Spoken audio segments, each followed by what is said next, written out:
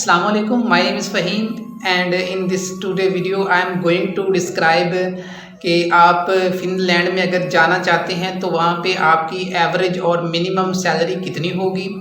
उसके अलावा अगर आप वहाँ पे रहते हैं तो आपके इंडिविजुअल बेसिस पे वहाँ पे आपके कितने आपके लिविंग कॉस्ट होगी, आपके एक्सपेंस कितने होंगे और आप उसमें से सेविंग करके घर वालों को कितना एक्सपोर्ट कर सकते हैं। ये तमाम चीज़ें मुकम्मल तफसील के साथ, मुकम्मल चार्ट के साथ आज की इस वीडियो में डिस्कस होंगी। उसके बाद आप डिसाइड कर सकते हैं कि फिनलैंड जाना चाहिए कि नहीं जाना चाहिए। सबसे पहले डिस्कस कर लेते हैं कि जो बंदा फिनलैंड में चला जाता है उसकी जो मिनिमम सैलरी होती है, कम से कम सैलरी, वो तकरीबन 2400 यूरो उसको मिलती है, क्योंकि 10 यूरो पर आवर उसको मिलता है और मंथली उसके तकरीबन 2400 यूरो बन जाते हैं मिनिमम सैलरी।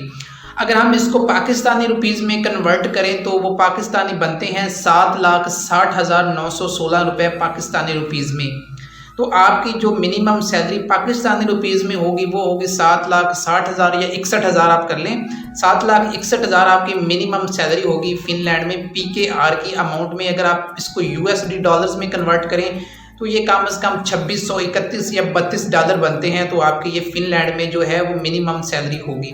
सैलरी तो देख के आप खुश हो रहे होंगे कि सैलरी बहुत ज़्यादा है, क्योंकि पाकिस्तान में जो एवरेज सैलरी मिलती है वो 40 से 45 हज़ार है और अगर आप फिनलैंड में जाते हैं तो वहाँ पे आपकी जो सैलरी मिनिमम लग रही है वो 7,60,000 है। अगर आपकी सैलरी 7,60,000 है तो फिनलैंड में रहने के एक्सपेंस और कॉस्ट भी उतनी ही पड़ेगी आपको।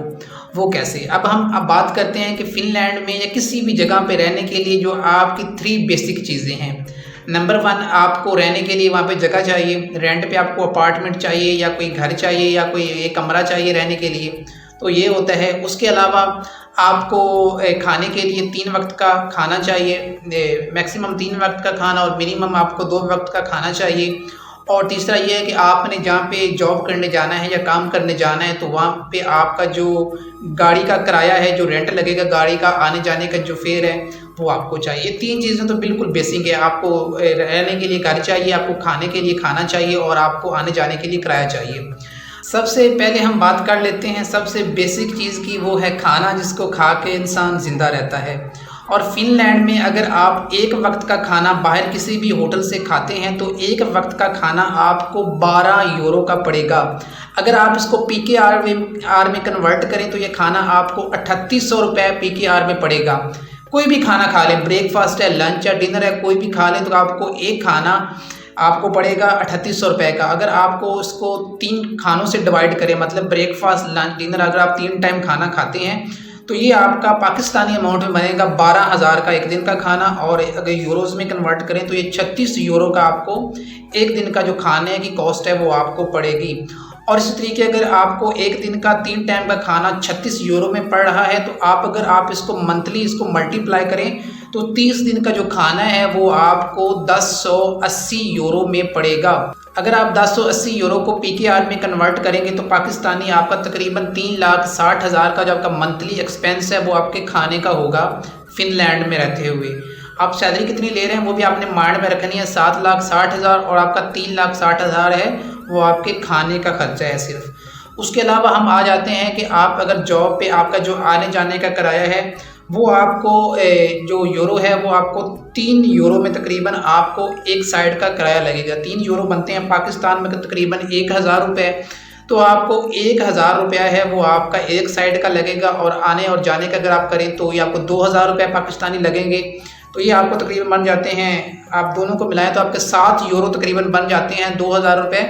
तो 7 यूरो आपका एक दिन का किराया है आने जाने का। तो अगर आप 7 यूरो को मंथली अगर आप ज़रब दें तो आपका जो 30 दिन का जो किराया है वो 210 यूरो बनेगा। अगर आप 210 यूरो को PKR में कन्वर्ट करें तो आपका जो मंथली किराया है आने जाने का वो आपका 60,000 PKR जो आपका मंथली है वो किराया लगेगा। उसके अलावा हम बात कर लेते हैं कि अगर हमको रहने के लिए कोई भी अपार्टमेंट चाहिए, कोई भी घर चाहिए, तो अगर हम वो सारा इंडिविजुअल बेसिस पे पूरा का पूरा अपार्टमेंट हम खुद रेंट पे लेते हैं तो फिर हमें ये बहुत ही ज़्यादा कॉस्टली पड़ जाएगा। अगर वही अपार्टमेंट हम किसी पार्टनरशिप पे लेते हैं तो जो हमें है वो जो महीने का जो किराया है वो 200 यूरो लगेगा अगर हम उसको पार्टनरशिप पे लेते हैं।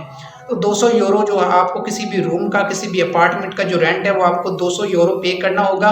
और 200 यूरो पाकिस्तानी जो अमाउंट बनती है वो बनती है 62,475 रुपये। तो हमारी 3 चीज़ें डिस्कस होगी। हमारे खाने का जो एक्सपेंस है, जो कॉस्ट है वो डिस्कस होगी। उसके अलावा जो आपका आने जाने का किराया है वो डिस्कस हो गया।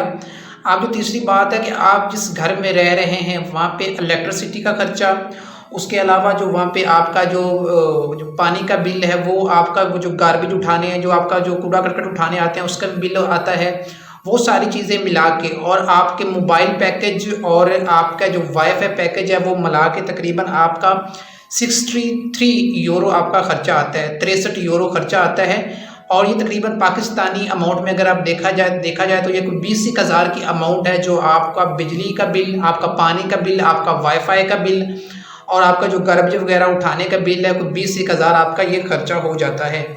अगर हम इन सारे जो कॉस्ट हैं इनको अगर हम सबको जमा करें, जो हमारी 7,60,000 बेसिक सैलरी है उसमें से आपका जो 3,60,000 है वो आपका निकल जाएगा आपके खाने की कॉस्ट। उसके अलावा जो 60,000 रुपये का किराया है आपका वो निकल जाएगा। उसके अलावा आपका जो 62,475 रुपये है जो आपका हाउस या अपार्टमेंट का रेंट है वो निकल जाएगा। उसके अलावा आपका 20,000 के जो बाकी बिल्स हैं वो निकल जाएंगे। तो ये आपका जो सारी जो आपको कॉस्ट पड़ती है ये आपको पड़ती है 5 लाख और तकरीबन ये आपको 2,000 पड़ती है ये अमाउंट। तो आपका ये जो आप एक इंडिविजुअल और बेसिक जो खर्चा है सिर्फ आपके एक बंदे के रहने का वो 5 लाख और 2,000 है, और आपकी सैलरी कितनी है 7 लाख और 26,000। तो इस लिहाज से देखा जाए तकरीबन आपको 2.5 लाख रुपये बच जाता है।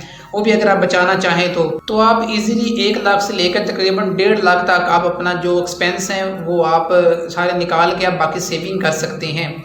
तो अगर आप इन सब को यूरो में अगर आप इन सब चीज़ों को यूरो में देखें तो आपको तकरीबन 847 रुपये हैं वो आपके मतलब सारे खर्चे निकाल के 847 यूरो आपके बाकी बचते हैं। और आपका 1553 यूरोस जो है आपका वो कॉस्ट आएगी आपकी लिविंग कॉस्ट, और बाकी आपको 847 जो यूरो हैं वो आपकी सेविंग होगी, और 847 आप बचा के अपने घर वालों को भेज सकते हैं।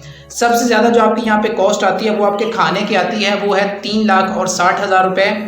अगर आप 12 यूरो का आप एक टाइम का खाना खा रहे हैं 3800 रुपये का, तो आप इस कॉस्ट को कम भी कर सकते हैं। वो कैसे?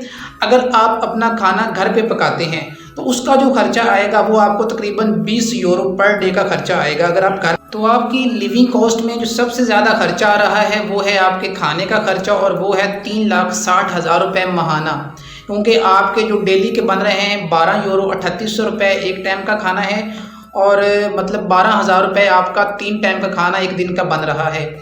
अगर 12 यूरो आपके एक टाइम का खाना है तो आप अगर इस खाने को घर में पकाते हैं तो ये आपका तकरीबन 20 यूरो में आपका खाना तैयार हो जाएगा। इसमें आप बाकी चीज़ें ले सकते हैं, टमाटर लें, सब्ज़ी लें, बाकी चीज़ें लें। तो वो सारी चीज़ें लेने के लिए आपको सिर्फ जो 20 यूरो वो टोटल खर्चा आएगा, और 20 यूरो को अगर मल्टीप्लाई करें आप 30 दिन के साथ तो आपका 600 यूरो जो है आपका वो महीने का खर्चा आएगा घर में पकाने का। अगर आप होटल से खाते हैं तो फिर आपका खर्चा मैंने बताया था 1080 यूरो आएगा, अगर आप घर में पकाते हैं तो वो 600 यूरो आएगा। तो इस लिहाज से आप तकरीबन 480 यूरो सेव कर रहे हैं, और ये बनता है 1,68,000 PKR। तो पहले आपका 2.5 लाख रुपया तकरीबन सेविंग बन रही थी। अगर आपका 1 लाख जो 1,68,000 ये भी आपको बच रहा है तो ये भी आप उसमें ऐड कर लें, तो ये तकरीबन आपका 4 लाख और 26,000 तक आपको सेविंग हो सकती है, और उसमें से आप 2 लाख या 2.5 लाख घर वालों को भेज सकते हैं। बाकी आप अपना जो लाइफ स्टाइल है उसको मज़ीद उसमें चीज़ें ऐड कर सकते हैं। तो ये है आपका फिनलैंड में रहने का टोटल खर्चा।